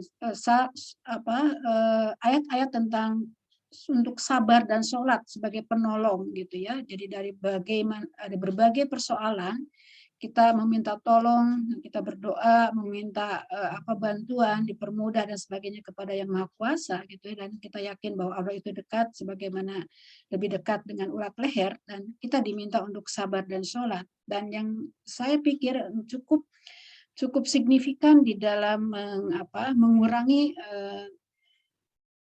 gangguan-gangguan awal dari kesehatan mental adalah ketika kita mensyukuri apapun yang telah diberikan oleh Allah, termasuk kesehatan dan sebagainya. Rasa syukur dengan mengucapkan alhamdulillah dengan sungguh-sungguh itu bisa mengurangi ketegangan, kekhawatiran yang luar biasa yang kita rasakan. Dan kemudian meyakini bahwa Allah mengetahui apa yang terbaik, ya. Allah tidak mungkin menyanyiakan kita, Allah tidak mungkin memberikan cobaan di luar kemampuan kita. Keyakinan tentang itu akan membuat hati kita tenang, ya, keyakinan tentang atau iman tentang adanya hari akhir, hari pembalasan. Jadi kalaupun kita tidak dihargai, tidak merasa puas, tidak merasa mendapatkan apa di dunia, tapi kita yakin akan ada pembalasan yang setimpal. Keyakinan tentang kodo dan kodar ya, tentang making meaning adversity gitu ya, itu akan membuat kita hal-hal yang besar menjadi hal-hal yang kecil. Kenapa kita membesar-besarkan sesuatu? Kenapa kita misalnya merasa takut sesuatu? Kita yakin bahwa Allah telah memberikan ya yang terbaik bagi kita. Dan juga di dalam Al-Quran ada 2 ayat ya yang mengatakan bahwa sebetulnya kehidupan dunia itu hanyalah senda gurau semata. Itu kalau nggak salah ada di dalam surat Yasin dan ada lagi satu lagi surat apa lupa saya. Ya itu hampir sama kalimatnya. Jadi diingatkan bahwa jangan terlalu lah gitu ya. Kita sungguh-sungguh dalam berikhtiar beribadah, tapi dalam hal output yang tidak sesuai dengan yang kita inginkan, ya jangan terlalu berlebihan, kita kecewa dan sebagainya.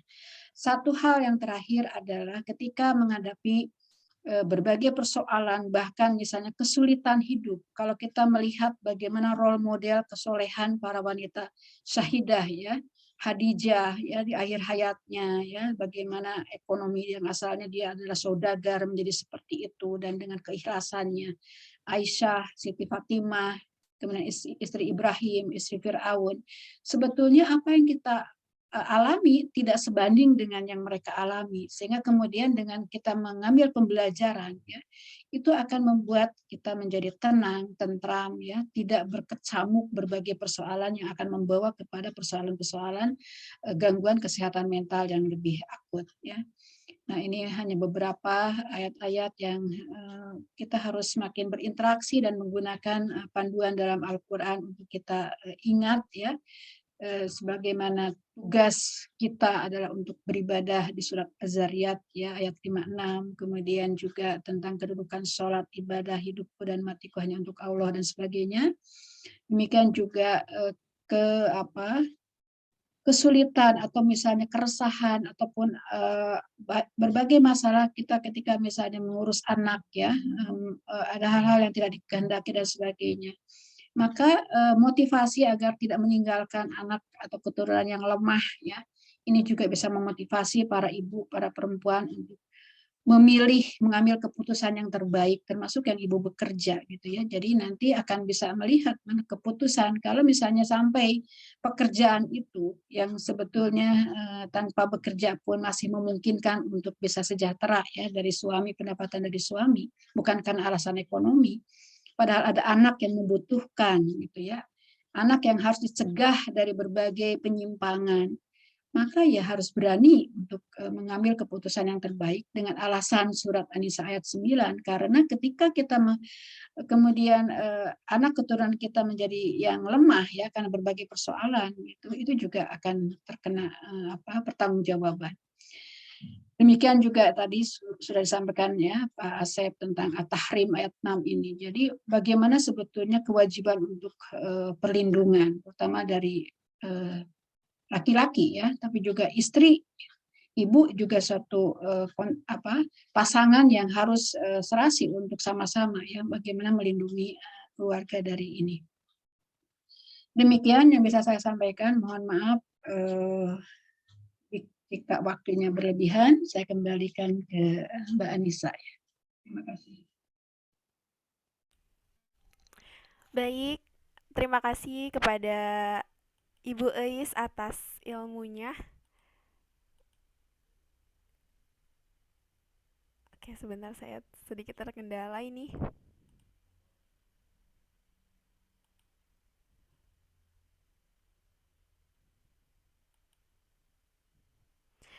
Oke, ternyata nih kesadaran orang sekitar merupakan kunci utama ya dari kesehatan mental seorang ibu. Nah, jadi kunci kesehatannya itu ketika seorang wanita merasa tenang dan tentram. Tadi juga kita belajar nih tentang manajemen stres, tips keseimbangan kerja, keluarga untuk ibu yang bekerja, terus juga tips cegah dan tangani gangguan kesehatan mental. Wah, ternyata bukan mental seorang anak aja nih yang harus diperhatikan, tapi seorang ibu juga perlu, bahkan sangat ya. Dan kembali lagi bahwa sesungguhnya hanya dengan mengingat Allah semua hati akan menjadi tentram. Jadi jangan lupa untuk selalu mensyukuri nikmat yang berlimpah karena insya Allah hanya dengan mengingat Allah, insya Allah segala kesehatan mental bisa terobati. Oke deh. Untuk sesi selanjutnya yaitu tanya jawab. Nah mungkin dari tadi udah banyak nih hal yang ingin ditanyakan oleh hadirin semua. Boleh nih langsung aja melalui fitur raise hand dan langsung bertanya ke Ibu Eis. Boleh dipersilahkan kepada hadirin yang ingin bertanya. Boleh langsung aja untuk raise hand.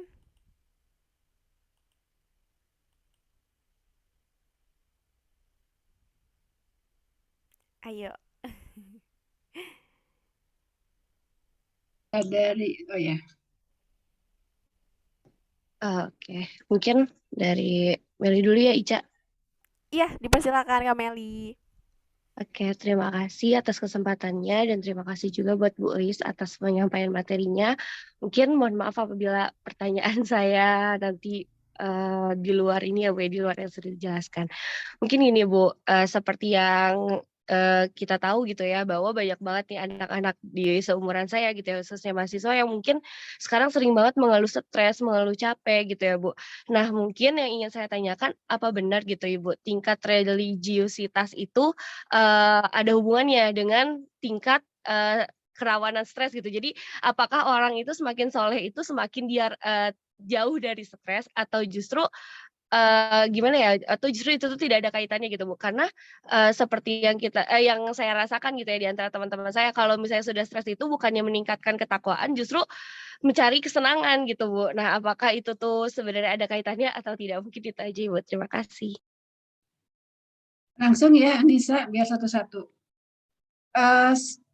Berbagai penelitian menunjukkan religiusitas itu berhubungan dengan well-being ya. Well-being itu artinya bahwa bebas dari stres, atau kalaupun misalnya stres ada karena dia ada sifatnya kontinu, ya, dia tidak sampai mengganggu well-being itu sendiri. Jadi jelas itu ada hubungannya, ya.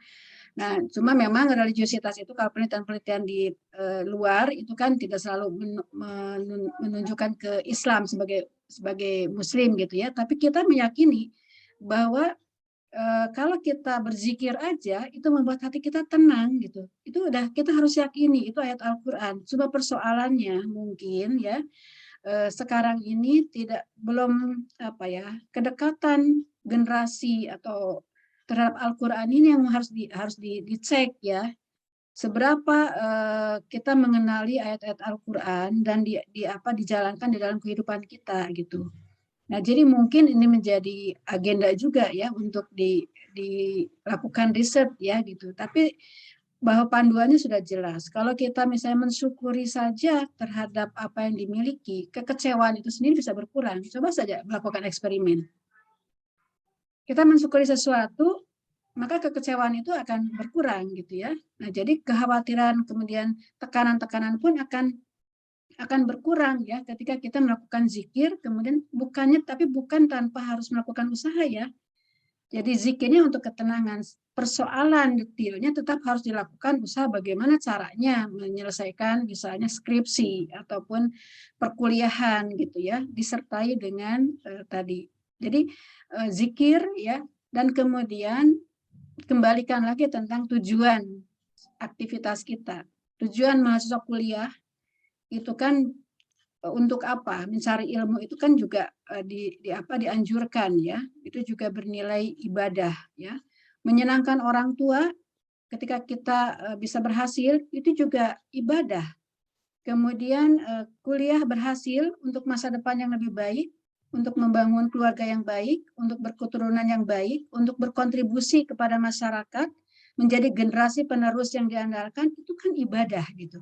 Nah, ketika kita meyakini itu semua, ya artinya kesulitan-kesulitan yang dialami jangan terhenti ketika tekanan itu ada, tapi bagaimana menguraikan tekanan itu, kemudian dicarikan jalan keluar gitu. Jadi kalaupun sampai saya gagal, ya terus kenapa? Kita ulangi lagi gitu ya. Apalagi belum gagal, ya kita cari lagi gitu ya. Nah, jadi itu yang harus kita lakukan, dan sabar dan sholat itu yang didorong untuk terus dilakukan. Nah, jadi mungkin kedekatan dengan Al-Qur'an nih, Mbak Meli, ya para mahasiswa ini perlu panduannya itu adalah kedekatan dengan ayat Al-Qur'an dan dijalankan. Ini mungkin sebagai gambaran ada penurunan fungsi agama di dalam keluarga, di mana keluarga semakin menurun fungsi untuk menjelaskan agama, mengajarkan agama kepada anak-anaknya, ya. Jadi bagaimana misalnya seberapa persen sih sekarang orang tua yang ngajarin ngaji anaknya? Anaknya itu bisa ngaji karena diajarin orang tua, berapa persen coba cari. Berapa persen sekarang ini orang tua yang mengartikan bacaan sholat kepada anaknya? Ini loh artinya ini, maknanya ini. Berapa persen sih orang tua yang sekarang ini mengajarkan isi Al-Qur'an gitu. Hadis-hadis semakin berkurang. Itulah yang menyebabkan jauhnya generasi sekarang ya dari pendalaman Al-Qur'an, sehingga kemudian mudah stres dan sebagainya. Dan larinya adalah ya ke kafe dan sebagainya punya risiko yang lebih besar, bukannya mendekat kepada yang Maha Kuasa gitu ya. Nah, mungkin ini menjadi tantangan ya Mbak Meli sama teman-temannya gitu ya, untuk kemudian kita bisa menggunakan benar-benar sebagai muslimah itu bagaimana seharusnya ya. Maaf kalau kurang memuaskan ya. Oke, silakan, karena mungkin ada dua lagi nih yang mau bertanya. Oke, untuk selanjutnya mungkin dipersilakan kepada Nur Hayati. Hayati. Oke. Oh ya, baik. Terima kasih Anissa atas kesempatannya. Terima kasih juga Ibu Ais untuk pemaparan materi yang sangat luar biasa. Sebelumnya saya izin kami Ibu karena terkendala jaringan.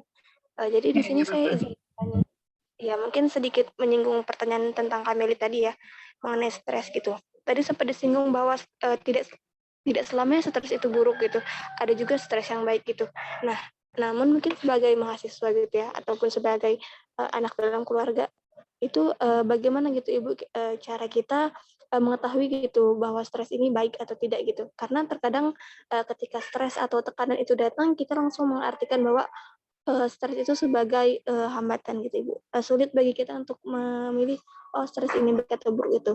Kemudian yang kedua tadi terkait penelitian ibu bekerja, terus anak itu merasa terabaikan dan menghasilkan anak yang bandel gitu. Nah, jadi yang ingin saya tanyakan Ibu, bagaimana, ya ini mohon maaf ya, khususnya bagi single parent gitu, untuk menyampaikan atau mendidik kepada anaknya gitu bahwa kalau single parent itu kan pastinya mempunyai kewajiban mau tidak mau gitu, ia harus bekerja gitu. Tapi bagaimana ia mendidik anaknya atau meyakinkan anaknya gitu agar tidak tercipta generasi bandel ini, Bu. Mungkin sekian yang saya tanyakan. Terima kasih. Ya, Nurhayati ya. Jadi kalau stres itu adalah ketika kita memang merasa tertekan, ya awalnya itu merasa tertekan tapi terukur, tidak sampai kemudian menimbulkan masalah yang stres berat ya. Diikuti oleh rasa senang ketika kita menghasilkan sesuatu. Contohnya gini, ketika para mahasiswa, kalau di IPB itu nggak ada deh ya nggak stres kayaknya ya. Tapi ketika kemudian telah mengalami stres itu, kemudian dia merasa bahagia karena telah menghasilkan satu draft proposal, draft skripsi, draft makalah, dan dia percaya diri. Ternyata saya bisa gitu ya, senang banget gitu. Saya bisa mengerjakan ini, itu stres namanya. Ya, jadi diakhiri oleh suatu mission accomplished, rasa telah menyelesaikan suatu tugas dan rasa bahagia. Dan kebahagiaan karena kita telah menyelesaikan sesuatu itu adalah tanda bahwa kita itu mendapatkan stres, bukan distres. Kalau distres itu adalah kekesalan, mutu, ya, kemudian juga merasa tidak puas dan sebagainya, ya, itu tandanya bahwa dia mengalami distres. Nah, jadi kita harus berlatih bagaimana sebetulnya banyak stresor yang tidak bisa kita hindari karena kita hidup ini berubah. Nah, kalau di dalam teorinya McQueen ya, and Thompson, itu dia melakukan suatu serial penelitian tentang stress management ya. Satu buku namanya Family Assessment Inventory. Di sana banyak sekali instrumen-instrumen tentang stres ya. Nah, jadi namanya ada yang namanya family stressor, ada lagi FILE, namanya Family Inventory Life Exchange life changes ya. Jadi perubahan-perubahan di dalam kehidupan keluarga itu menjadi stresor. Nah, jadi kita tuh tidak akan pernah bisa lepas dari perubahan. Jadi dia bisa menjadi stresor. Ada yang tidak bisa dihindari. Nah, oleh karena itu harus dikelola secara terukur gitu. Jadi kemampuan ini yang harus dilatih. Jadi kalau kita punya anak, jangan hindari dia dari stresor. Karena kita menyayangi dia, kemudian kita hindari stresornya, bukan. Tapi kasih stresor agar dia berlatih mengelola stres, agar dia kemudian terampil mengelola stresor itu. Jadi kalau kita sayang sama anak, bukan berarti kita menihilkan ya stresor kepada anak, bukan. Tapi bagaimana membuat dia punya kemampuan untuk mengelola itu, dilatih. Caranya begini, dan sebagainya. Nggak enak kan kalau begini, jadi bagaimana caranya supaya terhindar dari ini. Nah, itu yang harus diajarkan oleh orang tua. Karena orang tua tidak mungkin melindungi anaknya 24 jam sehari 100%. Anak itu harus tumbuh berkembang. Jadi, yang harus dilakukan adalah kemampuan mengelola. Termasuk juga kita sendiri kadang-kadang, karena mungkin terlalu semangat ya, kita menerima amanat ini, kita terima lagi amanat ini, kita terima lagi amanat ini, jadi berbagai tim gitu ya kerja, akhirnya stres sendiri. Nah, itu kadang-kadang kita nggak tahu kapan titik jenuh ketika kita sampai kemudian mengalami burnout. Burnout itu adalah suatu kondisi kita mengalami stres di mana metode-metode yang sebelumnya efektif untuk menghilangkan stres itu menjadi tidak efektif lagi. Jadi bisa berkepanjangan, berbulan-bulan gitu ya, lesu, nggak tahu ngapa-ngapain, nggak bisa. Nah, itu seringkali juga orang yang sudah terlatih pun bisa kecolongan gitu ya. Nah, itu yang harus dihindari. Oleh karena itu harus terukur. Jadi misalnya ya, aduh saya kayaknya nggak mungkin lagi nerima amanah ini karena saya sudah mengalami amanah ini. Stop, jangan terima lagi gitu. Karena kalau kita terima lagi, kita namanya rakus ya. pertama kita rakus, kedua kita tidak bertanggung jawab, ketiga kita menggunakan bermain dengan risiko yang sebetulnya kita sudah duga. Nah, itu juga sebetulnya bagian dari pengendalian diri di dalam stress management. Itu ya Nur Hayati. Kemudian yang kedua adalah single parent ibu ya. Sekarang ini sekitar 20% keluarga itu perempuan sebagai kepala keluarga. Bayangkan, ada 70 juta keluarga di Indonesia, ada sekitar 16-20, tergantung data nih, datanya mana ya. Taruhlah kita gunakan 20%. 1 dari 5 keluarga di Indonesia itu adalah single parent. Tapi single parentnya termasuk di dalamnya adalah janda yang sudah tua, karena meninggal oleh suaminya yang sudah tua, yaitu termasuk di dalamnya. Nah, taruhlah 16% dari 70 juta, berapa itu ya? Jadi perempuan kepala keluarga yang masih menghidupi keluarganya. Jadi kalau misalnya si ibu itu single parent karena kematian, ya suaminya meninggal, itu akan lebih mudah dipahami oleh anak. Anak itu akan lebih melihat ibunya juga menjadi menyayangi ibunya karena ditinggal suaminya, karena ibunya harus bekerja. Kalaupun dia terabaikan, dia misalnya makannya sendiri, harus masak sendiri, kadang-kadang ibunya udah pergi kerja dan sebagainya. Anak itu mengembangkan toleransi ya dan pemaafan yang besar kepada ibunya dan tidak menjadi masalah. Dia menjadi kompak dengan ibunya untuk mencapai tujuan. Apalagi disertai oleh komunikasi yang baik dari ibunya. Tapi kalau misalnya si anak melihat ayah ibunya ya sama-sama misalnya dia membutuhkan perhatian dari ibunya, dia sangat membutuhkan perhatian gitu ya. Membutuhkan kehadiran, ibunya tidak bisa hadir padahal ibunya bekerja, padahal ibunya sebetulnya tidak seharusnya bekerja. Dia melihat ayahnya dengan ayahnya bekerja itu cukup untuk menafkahi keluarga. Nah, itu penerimaan anak itu beda sekali. Dia berontak. Jadi anak itu melihat bagaimana lingkungannya, bagaimana pemahaman terhadap lingkungannya. Jadi ini yang perlu dipahami. Tapi kalau misalnya ibu itu juga bisa memaknai, ya, memberikan berkomunikasi, berinteraksi dengan baik. Kenapa ibu bekerja? Ya, kenapa ibu melakukan ini itu? Anak pun akan memiliki pemaafan atau yang lebih baik, ya, sehingga tidak diwujudkan dalam bentuk pemberontakan kepada ibunya, sehingga hal-hal yang tidak diinginkan tidak terjadi. Ya, jadi makanya tadi salah satu caranya adalah bagaimana interaksi itu harus ditingkatkan, ya, dan interaksi yang berkualitas maka juga harus ada kuantitasnya. Nah, itu yang single parent ya. Nah, tapi kalau misalnya karena perceraian itu lain lagi. Ya, anak itu akan melihat ya bagaimana ibu menangani perceraian. Nah, oleh karena itu hasil kita ingin cegah perceraian itu ya. Padahal tingkat perceraian sekarang ini kan cukup tingginya, 1.200 per hari atau 50 sampai 55 atau sampai 60 per jam perceraian di Indonesia, dan sekitar 70-80% itu dipropos oleh perempuan. Ya, oleh ibu. Nah, padahal perceraian itu menyebabkan perempuan jauh lebih miskin dibandingkan dengan laki-laki. Ya, udah jauh menjadi lebih miskin, ya, feminisation poverty namanya. Kedua, menjadi selain sebagai ibu juga sebagai ayah harus mencari nafkah, ya, dan sebagainya. Itu ratusan penelitian tentang efek divorce on woman, ya, terhadap perempuan dan terhadap anak itu sudah sedemikian rupa sehingga seharusnya adalah dicegah perceraian itu. Nah, mungkin demikian ya. Siapa tadi? Nur Hayati, ya. Mungkin ada satu lagi. Baik Ibu, karena mengingat sudah waktu sebentar lagi akan maghrib, mungkin dicukupkan untuk 2 penanya yang sudah bertanya. Terima kasih kepada penanya dan terima kasih banyak kepada Ibu Eis Sunarti atas jawaban yang sangat luar biasanya. Nah, sebelum kita tutup, mungkin kita akan mendengarkan closing statement dulu nih dari Ibu Eis. Nah, kepada Ibu Eis dipersilakan untuk memberikan sepatah 2 patah katanya nih kepada hadirin hari ini. Ya, baik, karena kita hari ini bicara tentang kesehatan mental ya, perempuan sebagai ibu rumah tangga maupun yang bekerja, maka hal penting yang harus diperhatikan adalah bagaimana perempuan itu memahami hakikat ya hidup, tujuan hidupnya, tujuannya sebagai individu, sebagai istri, sebagai ibu, ya, bahkan juga yang bekerja, untuk menjadi landasan semua aktivitasnya. dan penting menjadikan agama sebagai landasan agar memiliki mental yang sehat ya.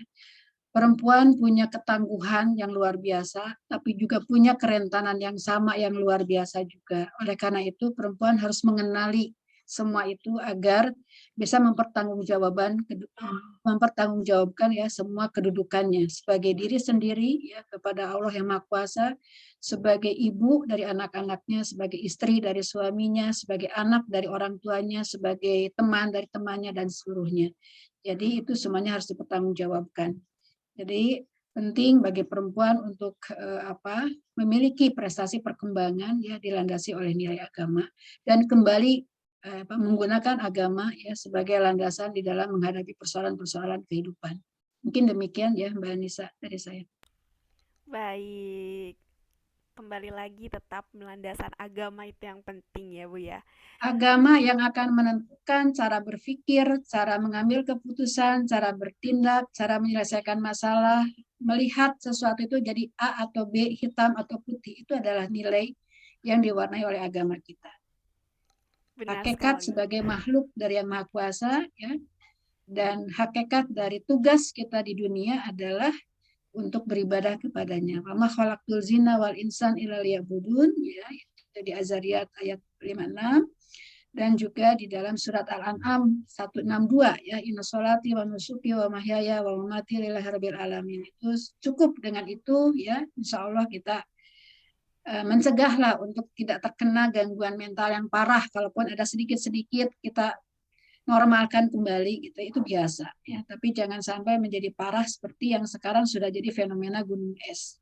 Mari kita bantu Bapak Ibu, para perempuan, para keluarga yang punya masalah tapi tidak tahu kemana harus minta bantuan. Jadilah tetangga yang baik, jadilah teman yang baik untuk melihat kiri kanan agar tidak terjadi lagi apa yang sudah terjadi sekarang ini ya. Ibu buang bayinya ke sumur, menggorok leher anaknya. Ada lagi di Sumatera, macam-macam sekali. Kalau dikumpulkan sangat sudah menunjukkan fenomena ini sudah menunjukkan adanya suatu penyimpangan ya dari gangguan kesehatan mental yang serius di masyarakat kita.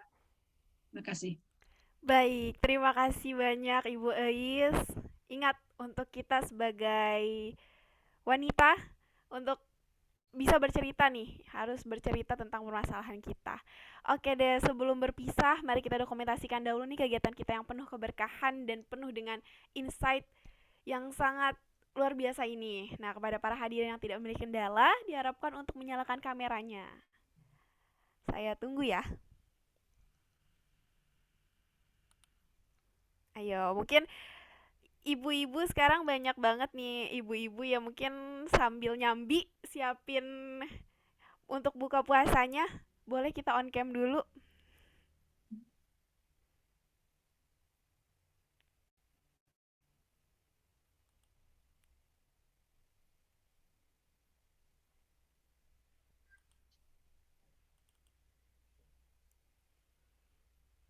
Oke, ada 3 slide. Mungkin slide yang pertama akan saya pimpin dan operator yang akan mendokumentasikannya. Oke, 1, 2, 3.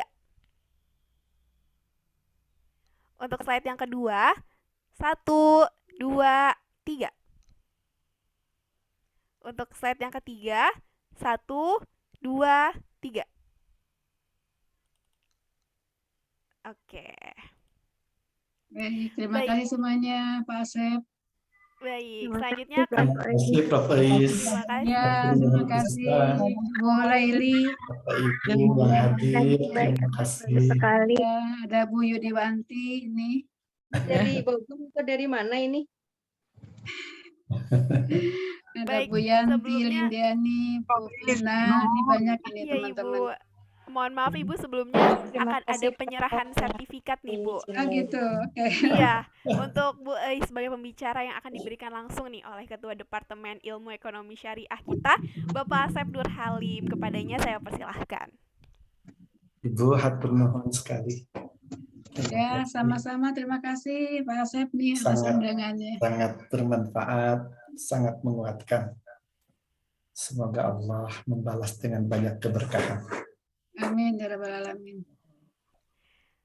Baik, amin, amin ya rabbal alamin. Nah, untuk menutup Mohon Pak izin live, Prof. Pak Asep, Pak Mangga, terima ya. kasih banyak juga Baik, Ibu dan Ibu, Bapak. Mangga. Assalamualaikum. Terima kasih kehadirannya Bapak Ibu. Teman-teman Nah, untuk semua. menutup akhir kegiatan kita pada sore hari ini dan juga sekaligus menutup rangkaian kajian Pekanan Ramadan tahun ini, akan ada pembacaan doa yang akan dipimpin oleh saudara kita yaitu Dika Anugrah. Kepada saudara Dika, saya persilahkan. Baik, terima kasih MC. Izinkan saya untuk memimpin doa untuk menutup acara ini. Astagfirullahalazim, astagfirullahalazim, astagfirullahalazim.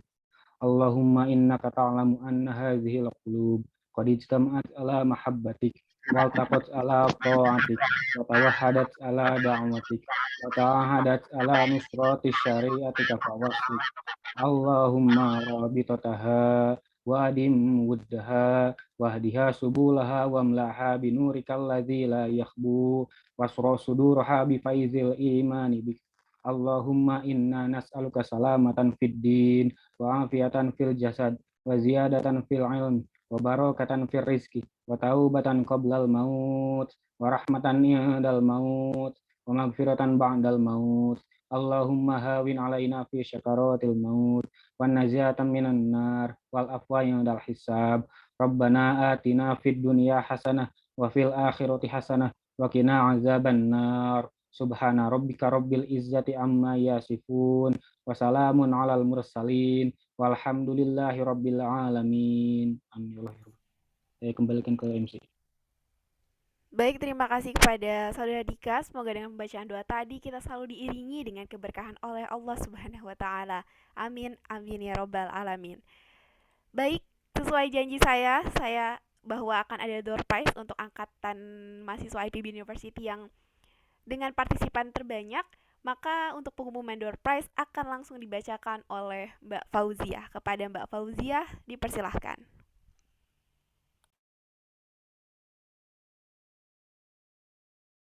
Ya, insya Allah untuk door prize itu untuk angkatan 56 ya. Nanti panitia hubungan akan menghubungi. Itu aja. Terima kasih.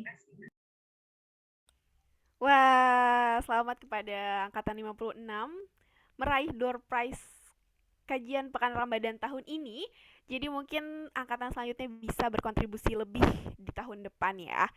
Nah, sampailah kita di penghujung acara. Sekali lagi saya ucapkan terima kasih kepada pembicara kita hari ini, yaitu Profesor Dr. Insinyur Ais Sunarti MSI. Semoga kegiatan kita hari ini dapat dicatat sebagai amal ibadah di bulan suci ini.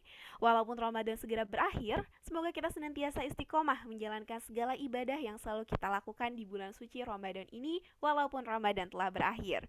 Saya selaku MC dan perwakilan dari seluruh panitia yang bertugas mengucapkan selamat Hari Raya Idul Fitri 1443 Hijriah. Taqabbalallahu minna wa minkum, siyamana wa siyamakum, kulla amin wa antum bi khair. Semoga segala amal ibadah kita di bulan suci ini diterima oleh Allah Subhanahu wa taala. Terima kasih kepada seluruh hadirin yang sudah mengikuti rangkaian kajian Pekanan Ramadan tahun ini, dan semoga kita masih bisa diberi kesempatan untuk bertemu di rangkaian tahun depan. Saya Anissa Sartifa Putri pamit undur diri, lebih dan kurangnya mohon dimaafkan. Wassalamualaikum warahmatullahi wabarakatuh. Waalaikumsalam warahmatullahi wabarakatuh. Waalaikumsalam warahmatullahi wabarakatuh. Jazakumullah. Izin live Bapak Ibu semuanya. Baik, terima Baik, kasih. terima kasih.